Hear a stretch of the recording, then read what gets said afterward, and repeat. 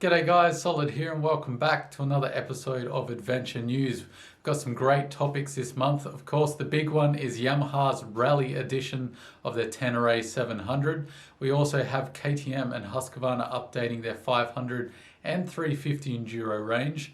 We also have Honda, they've been quite busy, CT125 news, and also a little adventure scooter. And finally, I wanted to talk about the Bond Edition of the 1200 Scrambler. And after that, I'll answer some viewer questions, as I know you guys enjoy that, and it's fast becoming one of my favorite parts of these videos. So let's get into it.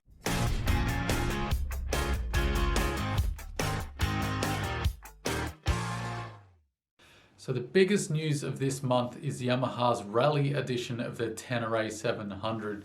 This is a European only model, so it's not being sold in America, as you guys have only just got the standard version. They're also not selling it in Australia. Now, the obvious difference is that special edition color scheme. That is amazing. I think it looks fantastic.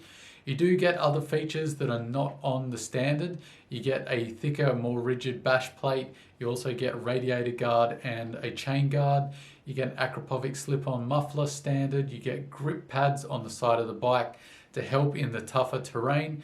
You also get LED blinkers up front and back. You also get a taller rally seat, which is 20 millimeters taller, so for shorter riders you might want to pay attention to that. But you've heard me rattle all that off, and there's nothing in there that really stands out to make this a far better bike than the standard version. So I think those guys who have rushed out and already got a 700 and were about to slit their wrists at the news of a rally edition, you don't need to worry, as this bike is basically a parts catalog special, excluding that very nice special edition paint scheme. Now, who do I think this bike will be best suited to? It's going to appeal to the guy that maybe wants the Tenere 700, but when it comes time to sell that bike, he wants to be able to command a higher price and maybe separate it from the competition. Then this Rally edition is going to do just that, being that it's a special edition color set that you can't get in any other variant. The other small minority that this might appeal to is the collector, the person that wants something that's a little less common. This will also appeal to that person. But to someone just wanting to ride the bike hard off-road, this really offers no advantages to the standard model in my opinion. And I think this is a bit of a missed opportunity. If I was Yamaha and releasing a Rally edition, I would call it the Rally Pro, and I would sell it with uprated suspension, as I think that's the weakest point of this motorcycle when I rode it, was the suspension was a bit soft for if you were starting to get quite technical and pushing it off-road. So I think for the Rally namesake, it really would have done it justice to have much better suspension on it. But I can understand why Yamaha didn't, as this is the quickest and cheapest option to releasing another model. Now, that's not to say that Yamaha, they are intelligent and they probably do have plans for a Yamaha Rally Pro down the line, but at the moment we're stuck with this special edition with some nice paint and a few nice bolt-on extras, but nothing that really is going to rock anyone's world. So I think it is great to see that Yamaha are making different models of the Tenere 700, but I don't think it's really a model that we should all lose our minds about. Yes, it looks pretty, but it's basically just parts bolted on from the catalogue, so it's nothing that's revolutionary here. But I'd like to know what you guys think. Is this right up your alley, or were you hoping for some better suspension on this Rally edition? Let me know in the comments section down below. So KTM have released updates for their 350 and 500 EXC-F, and Husqvarna obviously have done the same for their FE 350 and 501. Now, there's a few topics that I wanted to break down in this. The first is the updates that it's got. The second is I wanted to air my complaints that I've got about journalism and motorcycle websites reporting on this stuff. And the third is I've got a very good idea for what KTM could do to bring in more riders. So I think there's really an opportunity there for KTM to offer a new version of their EXC. So let's get into what they've changed first.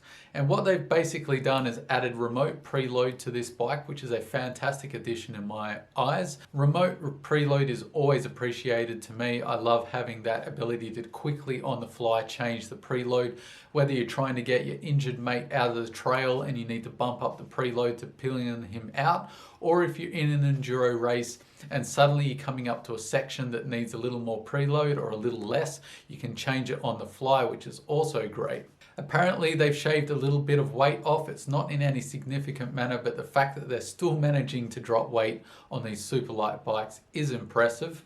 The other thing that's changed is the gearbox, although it's not very specific on what exactly they've changed, other than the lever now doesn't collect as much dirt. So make of that what you will. What I really wanted to complain about here is the websites that are reporting on this. Basically, they've cut and pasted directly from the email they must have received from KTM's marketing division. And that really frustrates me because I hate it going through an article when you've got all these business buzzwords, these double-speak esoteric bullcrap that really says a lot and means nothing. It's just all fluff to try and distract you from the fact that they actually haven't done much at all about these motorcycles. So it really frustrates me, not at the manufacturers because it's their job to try and sell you a bike, but these websites and journalists really should be putting effort into trying to critically analyze or at least offer some insight or information into what exactly is going on with these motorcycles to try and offer prospective buyers the most amount of information they can. So with that rant over, let's get into the next part about my EXC theory. So as you know, I've been looking for a motorcycle for myself to ride off-road for a while. I sold my WR250R and I've been test riding quite a few enduro bikes lately. And with these KTMs coming out, it got me thinking, KTM really have an opportunity to offer an EXC-D. That is a dual sport version of the EXC 4-stroke, the EXC-F series. Now, myself, I'm not really good enough to use the KTM EXC-F series at 100%, as it's just a better bike than my skill levels are. I also don't need that much focus into the Ready Race namesake. I'm not racing in enduros and I'm not good enough to do single track at breakneck speeds.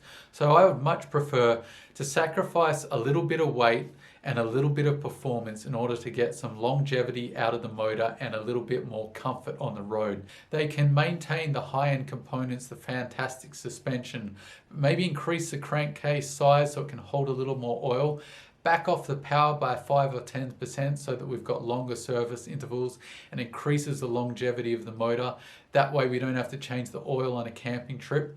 Put a subframe on the back so we can carry more luggage with us to the campsite, which would be fantastic to see. And make the gearbox a little wider ratio. I know the 500 EXC has a pretty good ratio even for highway use, but the 350 is a bit short in my opinion for the highway.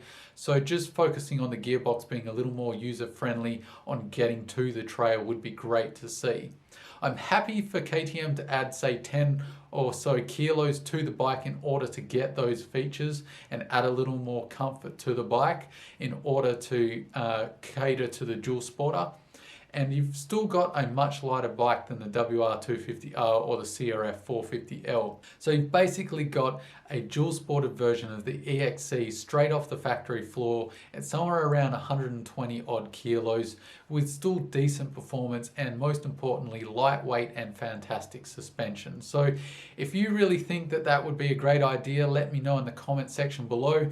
If we need a KTM EXC-D as I've termed it, or if you think I'm nuts and I should just go and get an EXC and mod it myself from the aftermarket, let me know in the comment section down below. So good news for Honda Hunter Cub fans.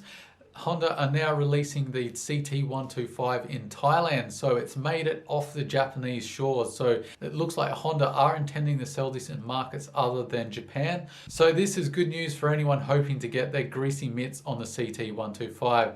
There's obviously no announcement yet whether this will reach the Western markets, but the fact that it's made it out of Japan is positive news. The other great feature is that apparently it's only 2,500-ish USD in Thailand. So that's markedly less than what it costs in Japan at 4,000 USD. So it's got me thinking maybe this won't be as expensive as we originally thought, which was my main criticism and pretty much everyone who watched the video's main criticism. So if they can offer it at 2,500 USD, I think that's a much better outcome. I don't think it will be exactly that, but if it's less than 4,000 USD, maybe 3,000, that's still a much better offer than the original price that we all thought this was going to be. So I think that's some good news all out, and I'll keep you informed if I hear this is coming to any other markets. So hold your hopes, we still might get this CT125 in the end. So time to change gears, or change into no gears at all, and move to scooters. Now, I know I've never talked about scooters at length before, and stick with me because I know it can kind of get a little bit heated when it comes to scooters. Honda have actually released a smaller version of their very popular ADV 750, which basically was the Africa twin of scooters. So they've made a smaller version of that. They're calling it the ADV 150. Now it's basically a PCX 150, but with some more rugged, tougher looks, which is always good in my opinion, as scooters never look quite masculine enough for my taste. They always do look a little limp-wristed, whereas I think this ADV version does make the scooter look a little tougher and a little more appealing to me. The other nice addition is longer travel suspension. Now, I don't think that this will be great off-road at all. Maybe dirt roads if you really are crazy, but this is basically a commuter motorcycle. But that longer travel suspension I do think will help with comfort and hitting those ruts and potholes, as scooters have smaller circumference wheels, so better suspension really is quite important on a scooter when they have those smaller diameter wheels. So with the addition of that longer travel suspension and the tougher looks of the adventure scooter, I really do think they're on a winner. This would make a great bike if you're living in London and you're trying to reduce your commuting costs. Or maybe you live somewhere in Asia where the roads are pretty congested and you need a scooter and you've got a little bit of extra cash, but you've still got to navigate the potholes and the odd dirt road to get to where you need to go, then I think this would make a great option. Triumph have released a very sexy looking special edition of their 1200 Scrambler called the Bond Edition. Unfortunately, special edition really isn't that special anymore. Basically, it means we bolted on some shiny parts and we're calling it a new model. But it does look fantastic. But don't expect it to be a special edition like the old days when you could actually expect the internals of the motor to be changed to get a little more performance. So those days are long gone. I do think it's quite a good looking bike. I am a bit biased as I am a sucker for those retro classics. I certainly would never take this off-road, but it would be one of those bikes that you could just stare at for hours in the garage. That is a very pretty bike in my opinion. Let me know what you think. Are you into these kind of retro classics, or do you think it's just basically a bunch of marketing wank? The first question is from Ron, and it's more of a statement. He's answering whether the 390 Enduro will be your unicorn, and he said yes, as long as it's under 135 kilos. The 390 really has a chance to be a unicorn for a lot of people. But do I think it will be that bike? The short answer is no, and here's why. The rest of the 390 series is focused on budget bikes and aimed at the learner rider. That is, they're made for the Indian and Asian markets mostly. So they're focused on components that are not too bad, but they're certainly not as high-end as the rest of KTM's motorcycles. So I really don't think there's going to be that focus on a super lightweight, high-performance dual sport. I think this is going to be more like the CRF 250L, which is a capable bike, but it certainly isn't what you would call high-end components and extremely capable off-road. It's pretty good, but it does have its limitations, and I think that's what you should think about. This is going to be a bike that's in the 150, maybe high 140 kilograms, have okay suspension, and be better on the road than it is in the dirt. I hope I'm wrong, but I think that's where we're heading. So I hope that answers your question, Ron. So the next comment is from the Unknown Common Man. That's a great name, by the way. And he's saying he's 5'7", so he's a little bit shorter, and finding it hard to manage his bike through the tough terrain. And what bike would suit a shorter rider? Now, there are some bikes that are great straight off the showroom floor as a shorter rider, and there are plenty of bikes that are fine once you buy the aftermarket accessories to drop them down to make them a little better for those who are height challenged. Now, you haven't really said what your tough terrain is and what kind of riding you're doing, so it's hard to know whether you're talking about adventure bikes, dual sports, or enduro bikes. If you're short and you're finding it tough on tough terrain with enduro bikes, I think the Beta series are the best straight out of the gate. They're quite a bit lower than the other enduro offerings. So if that's what you're looking for, look at the Beta series, as they're the lowest straight out of the box, and then you can lower them even more, possibly with a lowering link after that. Now, if you're looking at dual sports, the obvious one is the CRF 250L. It's still got great ground clearance and is a very good dual sport, but it's much lower than the WR250R or the DRZ 400. And you can get it lower again by perhaps dropping the suspension, but my advice would be putting in the lowering link rather than messing with the suspension first, but it definitely can be done. But you can also do that with the DRZ and the WR, or basically any popular dual sport. So perhaps look at getting a lowering link for the bike you currently own, or dropping the suspension, or maybe getting a lower seat. That's another great option. You can put a lower seat on pretty much any dual sport, enduro, or adventure bike to get your feet closer to the ground. Now, adventure bike wise, it really depends. The Tenere 700 has a pretty good low option for shorter riders if you're wanting a more dirt orientated adventure bike, or if you're looking at a more road orientated adventure bike. The BMW F750 is a pretty good option for getting your feet down. I had the F700 and I was able to easily flat foot that with bended knees, so that's a great option if you're wanting a more road orientated adventure bike. But like I said before to the other guys, if you want to come back at me with some more specifics on what exactly tough terrain is for you and which motorcycle segment you're talking about, maybe I can offer you a little more specific advice, but I hope that's helped, mate. So the next viewer comment is from It's All About the Ride, and he's commenting on my discussion last month where I was replying to a viewer asking about SWM and why SWM isn't as popular as they could be, as they do offer some pretty good bikes for us dual sporters. And I went through my reasons, touching on how I don't think they did enough in their marketing to convince us that these were great bikes for dual sporters, and that they left it a bit murky and didn't really specify that these are actually Italian-made motorcycles with Chinese financing, as there's a lot of misinformation in there about these being Chinese motorcycles, when that is incorrect. They're motorcycles that are made and built in Italy, not China. So I don't think they did enough to inform everyone about that. I also talked about the dealership network being not so great. We only have one dealer in my state, so that's another barrier. And I also said I haven't heard that much on the longevity of these bikes, how they do over tens of thousands of kilometers.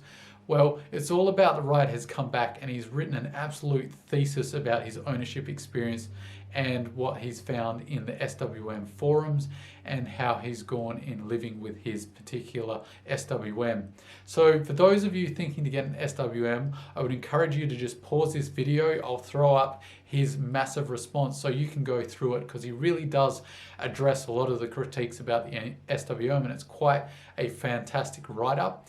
I would also like to know about SWM as it's a question myself that maybe you viewers could answer, or owners specifically. The RS500R, the Enduro model from SWM, I would really like to know, as I've heard the gearbox is quite close ratio and that these really do suffer out on the highway at above 100 kilometers an hour. So owners of the 500, could you answer my question whether these are actually capable of doing highway for long extended periods, maybe an hour plus, as that would be something I would really like to know about these bikes. So please comment down below if you own a 500 RS, how they go as a lightweight adventure bike, particularly that gear spread, please. So the final question is from Brown Green. He's asking about the chances of a Versys X 400.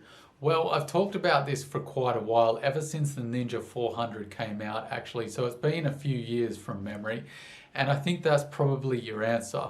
We've had the X300 for quite a while, and Kawasaki really haven't made any movements to add the 400 to the Versys frame, so I'm not too confident that this will happen anytime in the future. So if you're looking at getting a Versys, I wouldn't say hold out on it until they add a 400cc, as we could be waiting a while. Even if they do announce it, we're looking at probably a year of development at the least before it's actually put out onto the market. So I wouldn't hold my hopes high, mate. So sorry to burst your bubble, but I don't think it's coming anytime soon, if at all. So that's it for this episode of Adventure News. Thanks for sticking with me to the end. Like, share, and subscribe if you haven't already, as it really lets YouTube know that this is the kind of stuff that you want to see. As always, please leave your comments down below as I'll try and answer them in the next video. And if I can't answer them in Adventure News, maybe they'll be perfect for Bike Banter. So check out my new series called Bike Banter, where I take viewer comments that aren't really suited for Adventure News and I try and answer them as best I can. We've really had some great episodes lately with some really interesting questions. So hop over to Bike Banter as well if you haven't already. Also, I would like to let you all know that I'm now putting Adventure News and Bike Banter up on Spotify. So if you want to listen to this on the way to work, on your headset, on the Bluetooth, or maybe you want to sneak in a cheeky episode while you're at work, you can do that now as I'm on Spotify. As always, guys, I've been Chronicles of Solid. Thanks for sticking with me to the end, and I'll catch you in the next video. See you later.